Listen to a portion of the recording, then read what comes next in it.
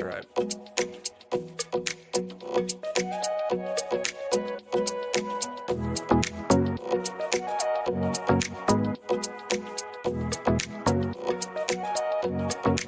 Soundstripe.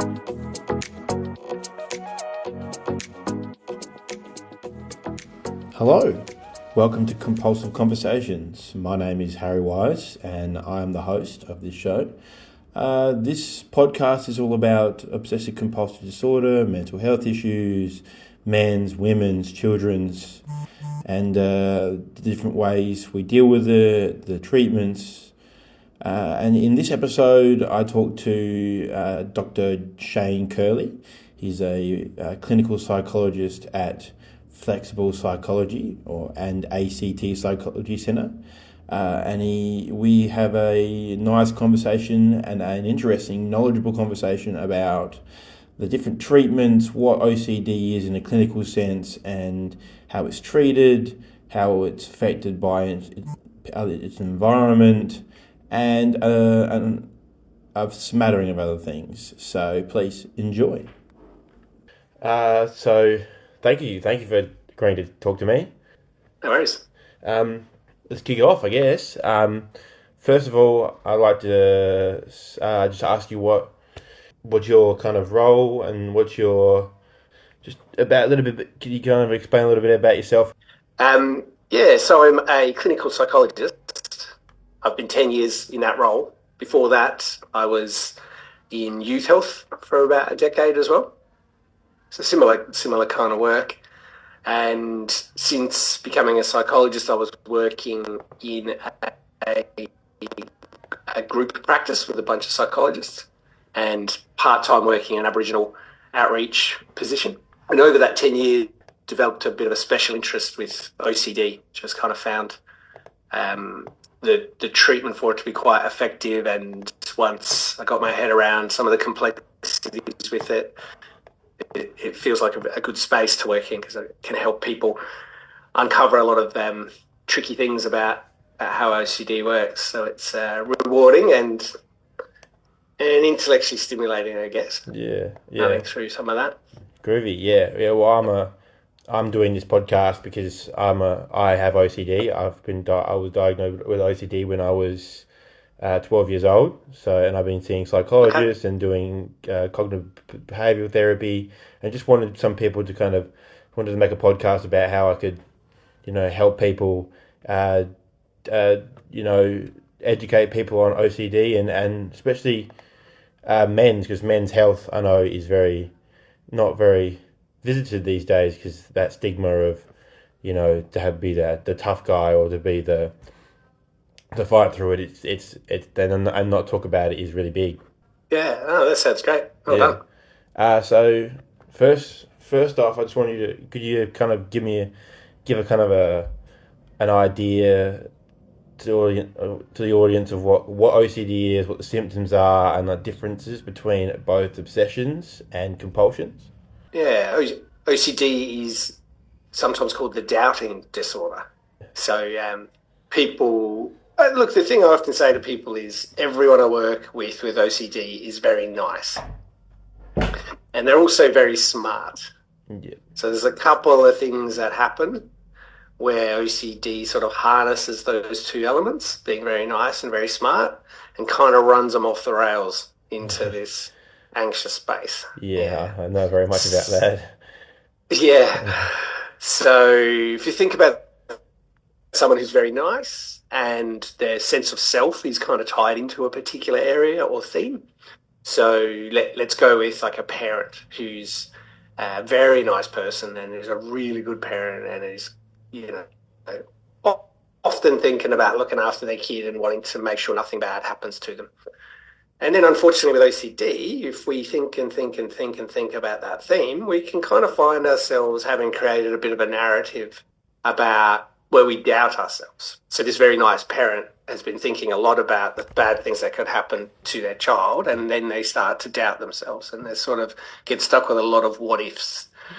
So what if I missed something and something bad happened to my kid? Or what if I lost control and did something that harmed them? And then all of a sudden when we start thinking like this, we start to doubt ourselves.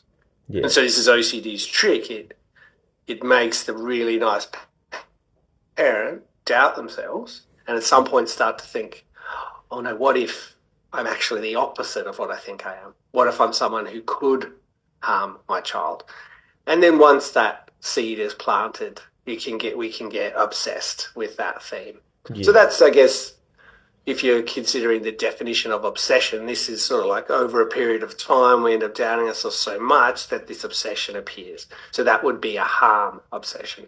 A very, very nice and very smart parent is now obsessing over, but what if I wanted to harm my child somehow because I've started to think about it? Yeah. Yeah. More around men's health. What do you see in men mostly with OCD? What are the causes and kind of what are the factors that come into play, and what kind of variants of OCD do you see with men, specifically? Yeah. Yeah. Because I'm a man, I do end up working a lot with men and young men, and certainly there can be a sort of gender differences in that presentation. Not always. The things that women and can cross the whole gamut, and there's no sort of like men always present with these and different presentations based on gender, but I think you were kind of hinting at something that's probably pretty true, right? There is those and not seek help, and like right back to sort of old mythological stories and Greek myths where we're expected to go out and be heroes, and a lot of that can lead to low attendance. But I think the themes across OCD can kind of latch on to anyone really. I mean, probably the place to go would be look at research. I've never done that to see if there's any particular themes that latch onto men more than women. So I'm a bit hesitant to just kind of grab at the clients that have come into mind now and think what's the similarities there, because I think some of the common themes really do go across the genders and the non-binary people. My question for my podcast really is about men's health, and then also about professional athletes. I didn't have, my OCD wasn't as bad until I started doing rowing, which is a very perfectionist sport, and I know OCD is a bit of a perfectionist disease.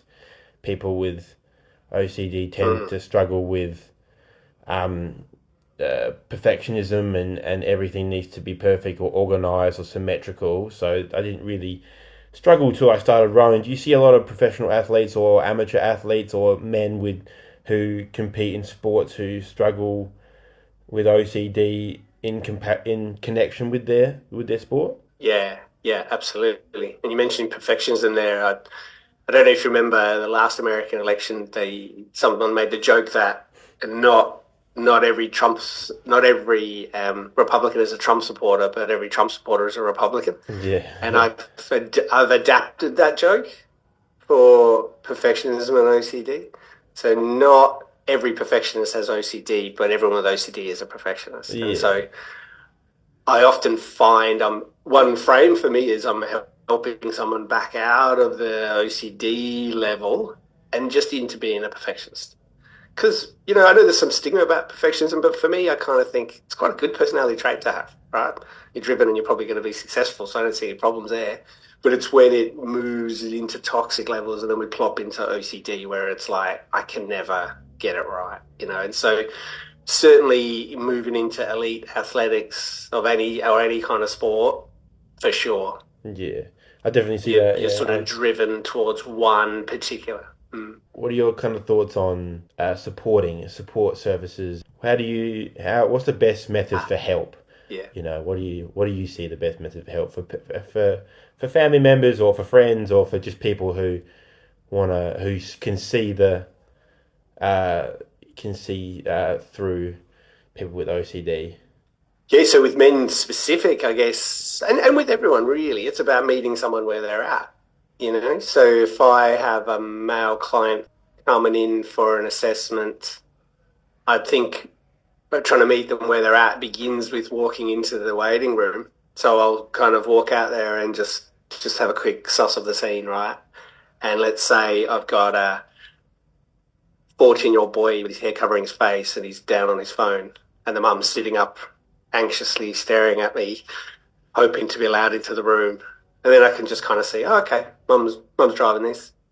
Young guy's not that keen. And so I address that straight away. Yeah. So I'll just kind of be like, I'd always talk to the young person first. I'll be like, oh, hey, mate, how you going? I'm Shane. And like, who's this? Oh, this is my mum. Oh, okay.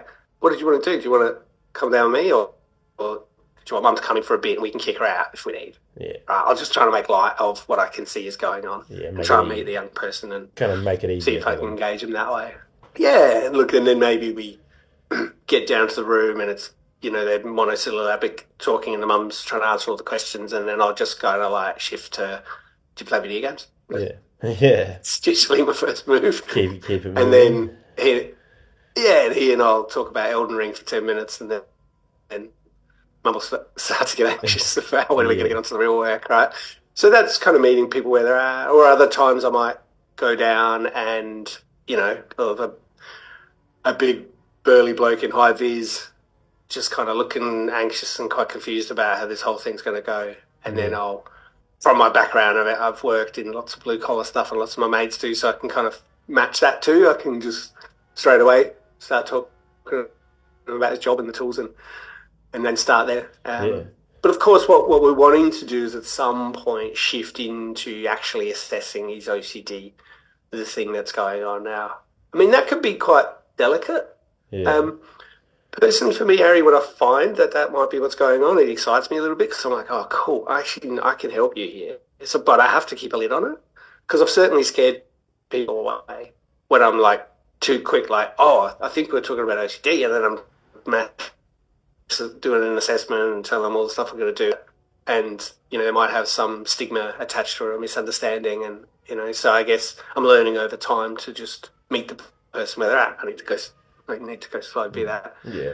Do you genuinely see that, like when you come to when you meet a new client and you see the child emulate the parent a little bit, and they kind of, the environment sets them up for a bit of that OCD, that gradual build into that OCD. Yeah. Yep. Yeah. So I'm flexible in how I work with young people and the parents. And so sometimes it's like, this young person does not want to be here at all. And so I'll engage the parent then and start assessing what's going on in their house. That might, I'd say the parent inadvertently be contributing to the OCD. And then I work with the parent in shifting the environment around the young person. And so sometimes that's literally shifting the environment.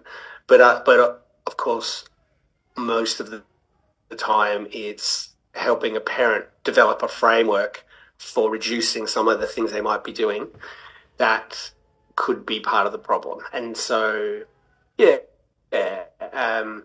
accommodation is a key term there when I end up doing that work with a parent. So are you familiar with that? Have you come across this term of accommodation? Yeah, kind of a little bit, yeah. I guess depends where you're looking at accommodation, right? So if we're talking about working with someone, let's say, who's on the spectrum and they need some accommodations to be able to function better, then you just do those accommodations, right? It's useful to accommodate certain behaviours to make life a bit easier for a person. But usually when I'm working with a parent, we're identifying where might you be accommodating the OCD and actually contributing to it accidentally. So, if a young person has a bedtime ritual where they include the parent and, the parent's aware that it's really not going to work well for the young people, like it's functionally, it's not going to work if they're moving into their first share house, but they have this thing where they have to do a ritualized good night and you say good night and I love you, and then you say I love you, and then, we kiss and say good night again, and there's 3 more good nights before you go out the door, and there's all this stuff that needs to happen, and the parent is accommodating it, the parent's involved. So you would end up then working with the parent to letting the young person know, look, I think this is part of it. How about we do one less good night tonight? Yeah, I can kind of get that, can kind of understand that a re-accommodation kind of thing. I used to, as a kid, I used to check the door 1,000 times and make sure the door was always open, and then it was on the right angle. So I had a little cushion, and I would put it there and make sure the door was on the right angle so I could see perfectly. And that was my worry, because I was worrying that, like, especially as a young kid, my brothers and sisters would watch lots of horror movies, and I didn't like the horror movies. I would panic because I would be scared that like someone like Freddy Krueger or someone was trying to get me, and then that would be the panic and the worry, and that would then cause my OCD rituals and compulsions to then go, you know what, before bed I have to check this door, I have to check this lock, I have to say goodnight to mum and say I love you before I go to bed, and then I can go to bed and I can feel safe and I can feel like everything's done. You know, I'm not gonna lose if Freddy Krueger comes and tries to attack me, then I'm not gonna. The last thing I said to mum was, you know, I love you, that kind of thing. It sounds silly, but it's that continuous worry and continuous panic that, you know, something really bad could happen, you know, and then that rolled into a ton of different things. Like, I know some people with OCD struggle with continuous counting, and I do that. I've had a little bit of experience with that as well. I count when I eat M&Ms or when I eat food, I count the number of food I'm eating before I eat it. So I know that it sounds silly, but it becomes more and more part of your day, you know what I mean? And then the OCD rituals become, I feel like they come, when they become so accommodated, they become so stressful, they become annoying, because like I've moved out of home a while back and now I'm back at home, but it became so stressful that I had to go home again to then accommodate to those panics. Well, thank you for speaking with me. It's been a pleasure. Thank you. No worries. And no problem. Hope to maybe I might talk to you in the future if once I'm. Yeah, so my website, you probably found me on there, is flexiblepsychology.com. Yep. And so yeah, that's the way to book appointments if you want it. Okay, thank you. Sweet. Cheers. Alrighty, thank you for listening to this podcast. If you found this podcast informative, there is going to be a second episode, and the second episode is going to be surrounding sports and talking to a sporting professional who has experience in a cardiovascular sport specifically. Sport I'm very familiar with is rowing, and it's going to be quite an interesting podcast. In general fashion, if you are struggling with mental health, there are 24/7 mental health services such as Lifeline on 13 11 14, and if you need urgent help, the mental health emergency triage service is always available at 13 14 65. Do not hesitate to ring. I know it can be very daunting working with mental health issues, so please do look for those help if you need help. Thank you for listening to this podcast.